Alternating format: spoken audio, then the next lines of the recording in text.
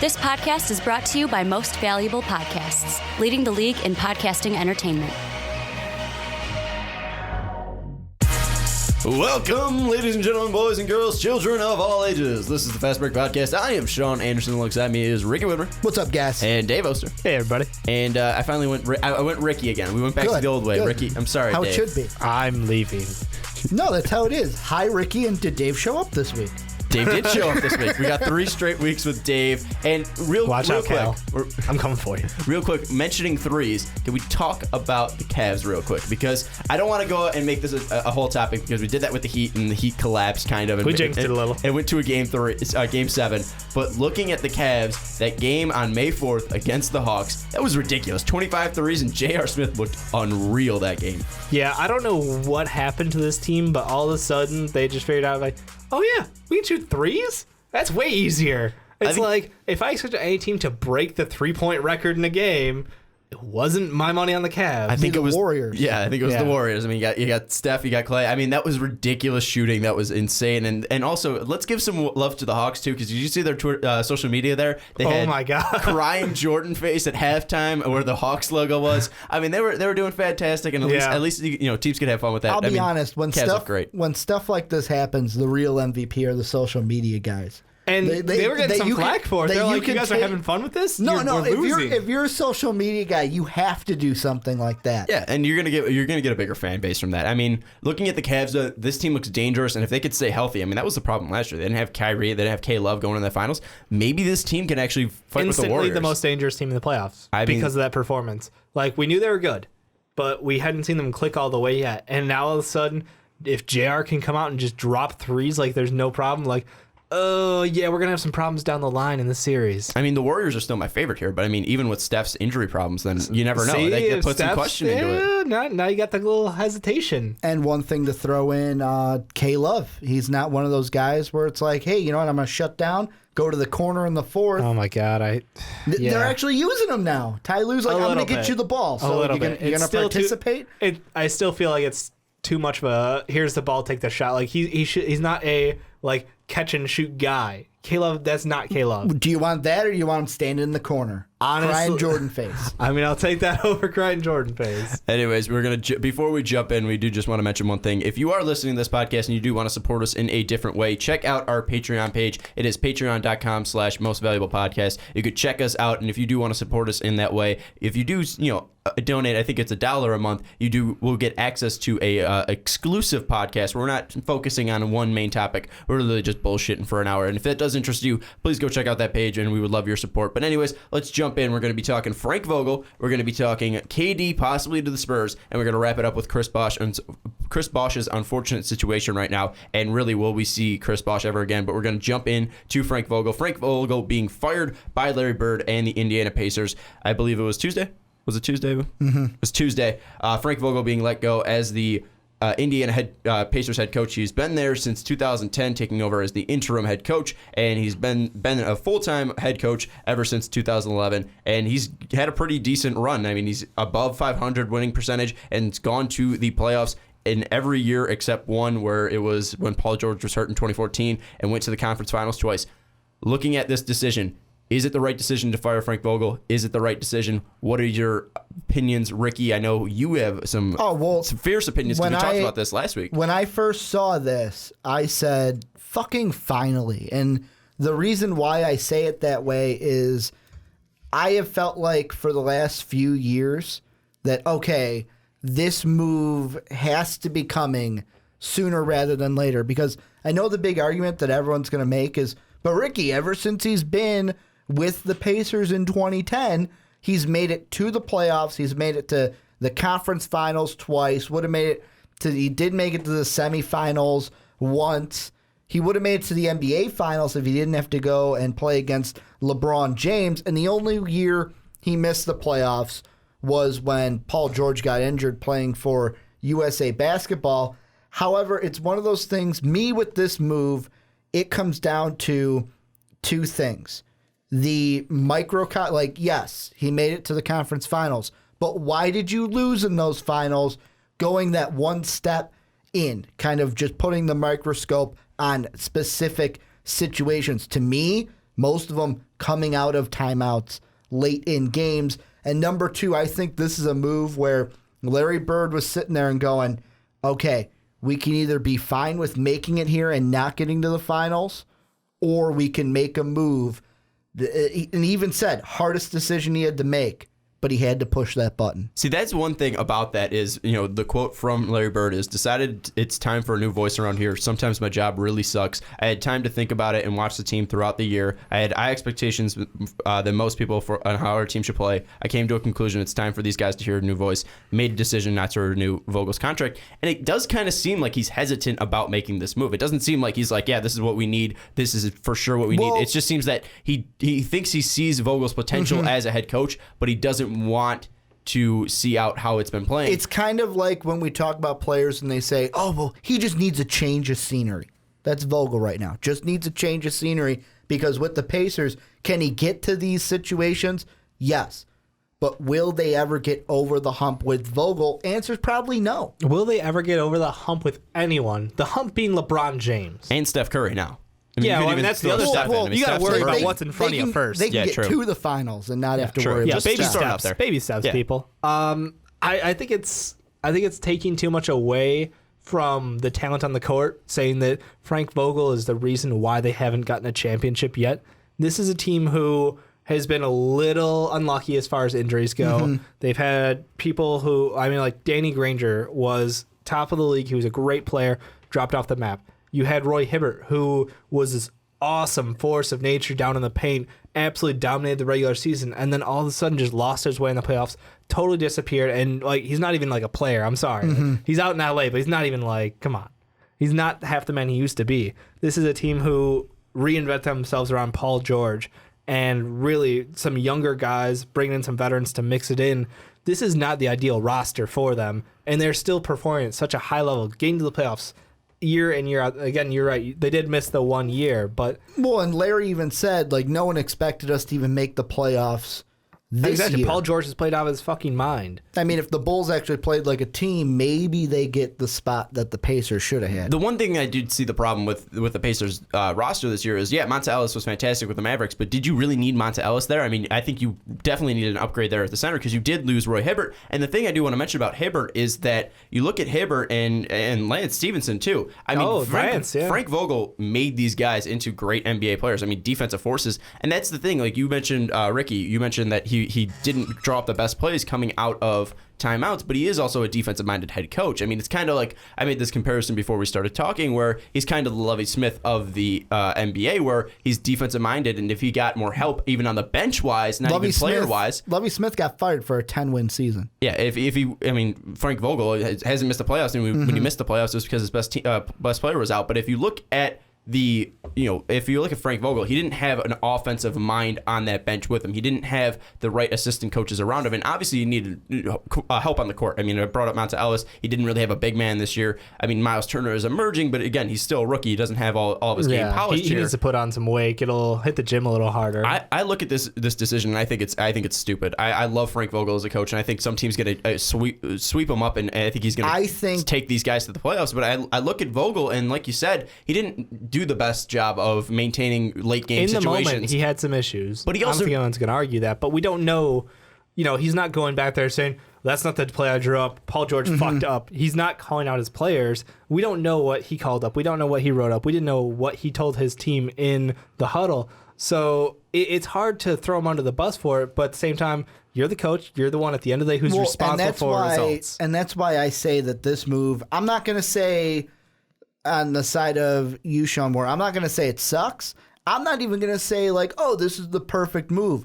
And the reason why I'm saying that case is I think this is unlike any coaching firing that we've talked about yet this season, where it kind of, to me, it's kind of like the Thibodeau firing, but Thibodeau's actually an amazing head coach and shouldn't have been fired, where this was at the end, I don't know. People didn't think Thibodeau was such an amazing head coach. This was wouldn't ran him out of town. They were looking at a lot of his struggles, but like you were saying, this was just with the Pacers. Okay, are we going to be complacent where we are, or are we going to have to make a move and hopefully get better? And Larry Bird made the tough decision to push that button. But I don't know if it's the right decision, though. That's the thing. I look at this, and I don't see a coach on the market that is like, that's the guy that's going to be better than Frank Vogel. Because you mentioned... Yeah, make the difference right away. I don't know about that. You got Sean. You mentioned Thibodeau. I mean, Thibodeau's still a top 5 coach in the league. I think he's up there, at least he's a top 10 coach. Vogel's not too far behind. I would take Vogel out of a lot of coaches,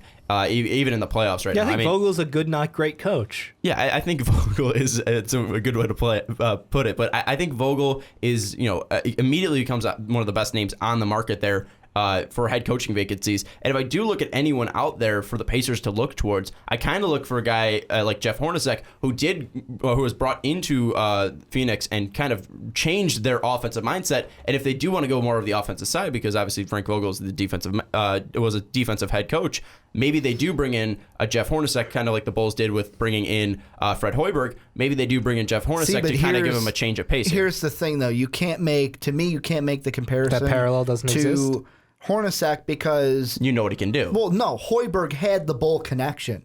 So if we're saying, you know what, if we're going to make the Hoiberg connection here, then the names we're going to throw out, Randy Widmer, because he's from Indianapolis. You're going to throw out Mike Woodson because he has roots in Indiana, and you're going to throw out Nate McMillan because he was a Pacers assistant head coach for the past 3 seasons. That's what you're going to do. That's the Hoiberg type of move. See, I see the Nate McMillan thing because obviously, he's had ties with the Pacers, but I mean, just being from the city, I don't think that really makes that too much of a difference. I think you want a coach that can be capable of putting out a team, and maybe Nate McMillan can kind of be like a Tyronn Lue, where he fits better with the locker room. See, I would argue, locker room I'm not saying. I'm saying it as Nate McMillan. I mean, you're the guy who was supposed to be helping, Vogel make those correct decisions, and you fucked up because obviously he didn't make the correct decisions. Maybe you weren't, that, I don't want to say coach whisperer, but like your job as an assistant coach is to make sure you give as much input, as much your area of expertise,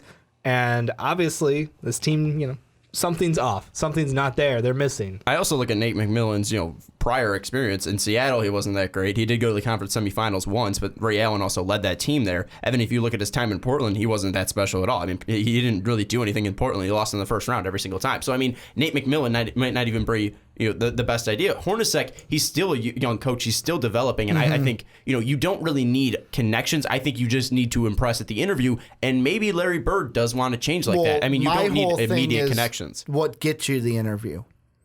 Most of the time, it's a lot the of the time connection. It's who you know. Yeah. And that's the name thing. recognition. I mean, Hornacek does have name recognition. I'm just saying I wouldn't be surprised if they don't even look at Hornacek, mainly because of what happened. Was he thrown into a shit situation in Phoenix? Yeah. You're damn right he was. But I wouldn't Hornacek just doesn't come to my mind right away with Larry Bird. I think Larry Bird's going to look through, okay, who do I want? Who's going to be my guy? And more likely than not, it's going to be someone that has some type of connection to Larry. But, I mean, when you have those, who's going to be my guy, usually don't they go after the younger guys who they can mold and not really, control's the wrong word, but mold, I think, fits exactly. Like, you want them to do, who they're going to have align your vision with. Over. Yeah.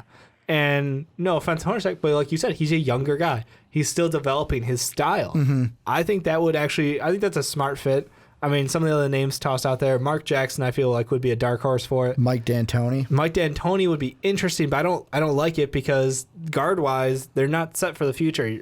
I don't believe in that. I think Mike D'Antoni can work excellent if you have a great guard for him to work with. I think that's a 1-to-1 relationship on his success. With Mark Jackson, I feel like he had a lot to do with the prep work that went down. He was able to get, but again, it's like, was his Warriors team that much better than Frank Vogel's Indiana Pacers team? I'm going to say no. They were both. They got into the playoffs, but they couldn't get over their individual humps. See, but with the Mark Jackson thing, I look at a guy and, with Steve Kerr, he took the same exact roster and made them the 73 and 10 or 73 and 9 Warriors. And he took that over the jump. Who's to know that Larry Bird doesn't see that and go, hey, you know what? The Warriors made a move like that. Did the team change much between Jackson and Kerr? Not really. Like, every team changes in off seasons, but the core was still there. And look at what Kerr was able to do. Now, I know they have Steph Curry. They have the MVP, the 2-time MVP. But They got two of the best shooters in the league. They got one of the most diverse down. But that could be one thing that Larry Bird could have looked at and said, "Hey, you know what? We got to make this move. That's what I'm going with." See, but I don't see the true comparison from Mark Jackson to Frank Vogel. I think Frank Vogel does have a future in the NBA. And looking at the available head coaching positions, unless someone else gets fired, which I doubt is going to happen. You have the Sacramento Kings, you have the Houston Rockets, you have the New York Knickerbockers, and now you have the Indiana Pacers. I'm going to make a bold prediction. I'm going to say that he's not going to go to the Indiana Pacers for some weird reason. I love it. I think if he's going to go someplace, and the Knicks have already contacted him, I think he'll go to the Knicks mainly just because Phil Jackson might be interested in him, because I don't think there's a team out there that's like, yeah, this is the guy for us. Because I look at the Kings, I think they're going to go with someone who's desperate for a job, because no one's going to actually want to go to the Kings. Houston, I'm thinking they're going to go college with, I think they're interested in Bill Self or Shaka Smart. I don't think Bill Self's going to leave Kansas, but maybe Shaka will be interested there. Shaka just went to Kansas. Why would he leave? Because it's the NBA. This is a guy. That's the next step. This is a guy that just made the leap from VCU to Texas after a year. Yeah, he's and not could you going to imagine make the jump to the NBA. Could you imagine if he makes the jump to the NBA? I mean, no, he's not Brad Stevens. Brad Stevens put in his work at Butler. Let me just. If it's Shaka or Bill Self, I'll say Shaka goes over Self. I think neither of them go. But I think neither of them go, but I'm just saying, comparing. These are people they're talking Kenny about. Smith, head coach of the Jets. Kenny Smith is also available. He don't want to be with Charles and Ernie and Shaq anymore. Shaq's pushing him out anyways. Do you want? If Kenny wants to leave, I'll take his job on NBA on TNT. You I'll are totally looking take for it. a job on every single chance you get. You It's don't- like you I don't can be a go to coach, I can be a GM, I can be Hey, this. if he can do that, I'm taking over for Skip Bayless tomorrow because I can do that. Are they going to continue that show without Skip? Maybe They've got to. I don't know what's going to go on. But anyways, looking at Frank Vogel, I think he might do what a Tom Thibodeau does, and he might just wait. Because maybe, Alvin Gentry might be out after this year, because I don't think the Pelicans are truly loving him. He might be pushed out. Looking around the league, I mean, there's going to be some people who do not impress. I mean, people in Toronto aren't really in love with Dwayne Casey and the way he handles that team. I was going to say, does he get fired if he loses to the Heat? Especially He was definitely going to get fired if he went out in round one. Yeah. This is now a question mark. So basically, Vogel or Casey, who is getting fired? Yeah. So, Yeah, it was. I mean, looking at it, I mean, there's going to be places for him to go. It's just truly where. I'm thinking he's going to do a Tom Thibodeau and wait a year, and maybe he might even go back to being assistant just for a little bit until someone gets, really interested and gets desperate and is like, all right, we need this guy on our team. That's my views with Vogel. I'm not sure where he's going to go. I think he's going to go to the Knicks. Why is that exactly? The connections to Phil Jackson. What's the connection to Phil Jackson? He was an advanced scout on the team for the Lakers when Jackson was the head coach in LA. But so they got a little bit of carryover. But does he actually? I mean, does he know the triangle well enough? Is he gonna actually run the triangle? God. This is the a guy that goddamn just triangle. just because of the connection. This is a guy like Dave was saying. Phil Jackson can influence Vogel to run the triangle.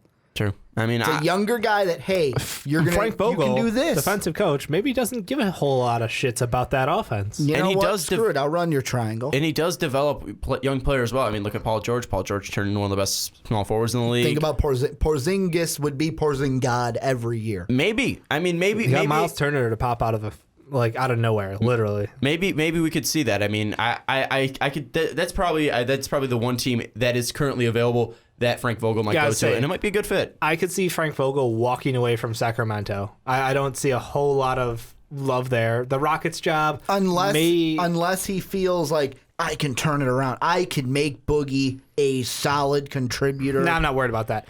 The Rockets. I just want to throw one thing in there. I mean, looking at Frank Vogel, I mean, he does kind of look like Jeff Van Gundy, so maybe he does have the Knicks connection there, where they do are similar looking. I don't know. I mean, looking at Frank Vogel, I think the Knicks probably makes the only sense, but I feel like he's going to wait a year. I don't think he's going to go to the Kings just because of Boogie. I mean, he's probably not going to be that desperate enough. That's why I think you're going to need a desperate head coach. Rockets, I mean, nobody wants to coach hero ball. That shit gets old, and you saw how quickly you're going to be thrown under the fence if something goes wrong. It's Knicks or nothing for him this year. I think the Rockets also want someone with a connection. I think if you're going to make a connection there, I think Phil Jackson makes sense there because Phil Jackson likes people who know his system or know about it. But that's why in Houston, plus he respects smart coaches. I mean, let's be honest. And Frank Vogel is a smart coach. He's been around in the league for a long enough time, both as a scout, an assistant coach, and now a head coach for 5 years. I think he's earned his rep. He's well known around the league, and he's had really good results with really unlucky teams. Finally, let's just wrap this up. Who are the Pacers? Who's going to be the Pacers head coach at the start of next season? And where will Frank Vogel go? I'm going to say that Jeff Hornacek will be the coach of the Indiana Pacers just because I like that fit. And that's just because I like the idea. It might not happen, but I just like the idea. I don't know if the connections really matters for Larry Bird. He might like a smart coach. He might like what Hornacek did with the Pacers in his first season. Maybe he'll go that way. And I also think Vogel will take off a year and wait and see what's out there, because I think he does have the ability to do that, since he has proven that he can take a team far enough. Just not going up against LeBron, basically. I'm going to say Vogel goes to the Knicks, and because I'm not absolutely sure who the Pacers are going to sign, I'm going to throw a throwaway out there and just say Jeff Van Gundy. Jeff Van Gundy. I was going to go Van Gundy so I could see Van Gundy on Van Gundy action. Whenever Detroit and Indy play each other. That would be great. No, I think they're probably going to default back, go with their assistant head coach right now. Go with Nate McMillan. Give Nate a 1 year. Give him a throw. See what he can do. Kind of like an interim year. Yeah. I mean, I don't know. I'm sure that doesn't make him feel great about it, but let's be honest. Total job security there, Dave. But let's be honest. I don't see it. Money, and maybe he will just go back to being assistant. I mean, maybe they're not just going to completely can him. Maybe they're just like, hey, we need a filler right now. I don't know. I don't know what's going to go on with Nate McMillan there. I think that I want to see Hornacek be a head coach again, because I really like what he does. But it's not going to happen. I just like what Hornacek can do.